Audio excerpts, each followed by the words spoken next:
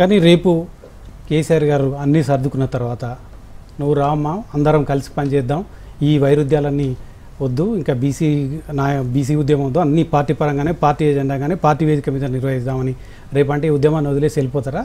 నేనేమంటున్నా అంటే ఫస్ట్లోనే చెప్పాను మీకు, తెలంగాణ జాగృతి అనేది మొదటి నుంచి ఉన్న సంస్థ. ఒకసారి రద్దు కూడా చేసారు కదా, కమిటీలు రద్దు చేసాం, సంస్థను రద్దు చేసాం, కమిటీలు రద్దు చేసినాం, మళ్ళీ వేసుకున్నాం తర్వాత, అది డిఫరెంట్ స్టోరీ. జాగృతి నుండి టేకప్ చేసిన ఏ మూమెంట్ కూడా ఆపలేదు. కేసీఆర్ గారు ముఖ్యమంత్రిగా ఉన్నప్పుడు కూడా జాగృతి నుండే మహిళా బిల్లు చేసినాం, ఉద్యమాలు చేసినాం. కేసీఆర్ గారిని ఒప్పించి మెప్పించే మహిళా బిల్లు కోసం ఉద్యమాలు చేసినాం. కేసీఆర్ గారు ఈ లెటర్ అంశం పరిష్కరించి అది పరిష్కారం చేసి ఈ బీసీ బిల్లు కూడా మీరు ఇట్లా చేయాలి చెప్తే వారిని కూడా కన్విన్స్ చేసి అల్టిమేట్గా బీసీలకు న్యాయం చేసేలాగా చేస్తా తప్పితే బీసీ ఉద్యమాన్ని వదిలిపెట్టే క్వశ్చనే లేదు. అట్లా వదిలిపెట్టేటటువంటి ఇంటెన్షన్ ఉంటే నేను 72 గంటలు దీక్ష చెయ్యను. ఒక తల్లి ఎంత ప్రేమగా తన పిల్లల కోసం పనిచేస్తుందో నేను అంతే కమిట్మెంట్తో బీసీ బిడ్డల కోసం పనిచేయడానికి ముందుకు వచ్చినాను.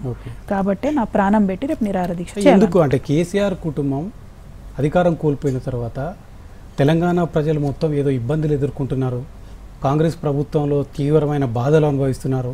మా ప్రభుత్వం ఉన్నప్పుడు చాలా సౌకర్యవంతంగా ఉండేది, రైతులు చాలా ఆనందంతో ఉండేవారు, రైతులకు మొత్తం కూడా వ్యవసాయం ఉచిత విద్యుత్తో కానీ ఇతర కార్యక్రమాలతో చాలా బాగుండేవారు. కానీ ఇప్పుడు మొత్తం పోయింది, అసలు తెలంగాణ మొత్తం మళ్ళీ జిల్లాలు మొలుస్తున్నాయి, తెలంగాణలో నీళ్ళు లేవు, కరెంట్ లేదు, సంక్షేమ పథకాలు అందడం లేదు అంటూ ఇది ఎందుకు అంటే కేసీఆర్ కుటుంబానికి అధికారం లేకపోతే తెలంగాణ ప్రజలందరూ కూడా బాధపడుతున్నట్లు భావించాలా? Not at all. ఇప్పుడు మీరు నేను కలిసి మీ ఊరికి పోదాం మహబాద్కి.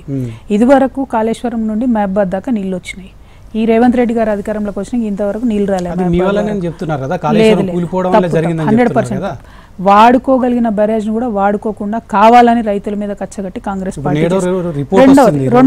రెండోది ఇప్పుడు మీరు నేను కలిసి ఇంకొక 1 నెల తర్వాత ఆగస్టులో యూరియా వస్తుంది. మళ్ళీ మొన్నటిదాకా యూరియా సంక్షోభం ఉండేది, ఇప్పుడు అంటే రైతులు బిజీ అయిపోయారు, మళ్ళీ ఆగస్టులో యూరియా ఇవ్వాల్సి వస్తుంది. అప్పుడు సంక్షోభం ఉంటుందా లేదా చూద్దాం. చెప్పులు లైన్లలో పెట్టి మళ్ళీ యూరియా కోసం రైతులు పడిగాపులు కాసే కాలం వచ్చి మీరు నేను కలిసి ఏదైనా ఊరికి పోదాం, ఎనీ టైం రెడీ. ఎన్నిసార్లు కరెంటు పోతుందో 24 అవర్స్లో లెక్క పెడదాం. కేసీఆర్ గారు ఉన్నప్పుడు నిమిషం పాటు కరెంటు పోనీయలే ఊర్లలో కూడా. ఇప్పుడు ఎట్లా పోతుందండి? ఆ కష్టం మా కష్టం కాదా? ఆ ప్రజలు పడేటటువంటి కష్టం కాదా? నువ్వు కాంగ్రెస్ పార్టీ ఏం చెప్పింది? పెన్షన్లు డబుల్ చేస్తా అన్నది. కనీసం పెంచిరా ఇంతవరకు? ఆడపిల్లలకి 2500 ఇస్తామన్నారు, ఇచ్చినరా ఇంతవరకు? రైతు భరోసా ఇచ్చినామని ఈ మధ్య మాట్లాడుతున్నారు. ఎందుకు లోకల్ బాడీ ఎన్నికలు వస్తాయని చెప్పి 2 సీజన్లు ఎగ్గొట్టింది ఎవరికి ఇస్తారండి? 2 సీజన్లు అప్పులేవా ఇప్పటికి రైతులకు? ఎందుకు చెప్పారు ముఖ్యమంత్రి గారు? ఎందుకు మాట్లాడారు ఈ విషయం? అదేవిధంగా ఆడపిల్లలకు స్కూటీలు ఇస్తామని చెప్పి ఇచ్చిండ్రా? ముస్లిం మైనార్టీలకు ఏమన్నా చేసిరా అండి? అసలు ఉమ్మడి ఆంధ్రప్రదేశ్ చరిత్రలో ముస్లిం మైనార్టీ లేనటువంటి మంత్రివర్గం ఉన్నదా? లంబాడాలు లేనటువంటి మంత్రివర్గం ఉన్నదా అండి? ఇప్పుడు ఎట్లా ఉంటుందండి మంత్రివర్గం?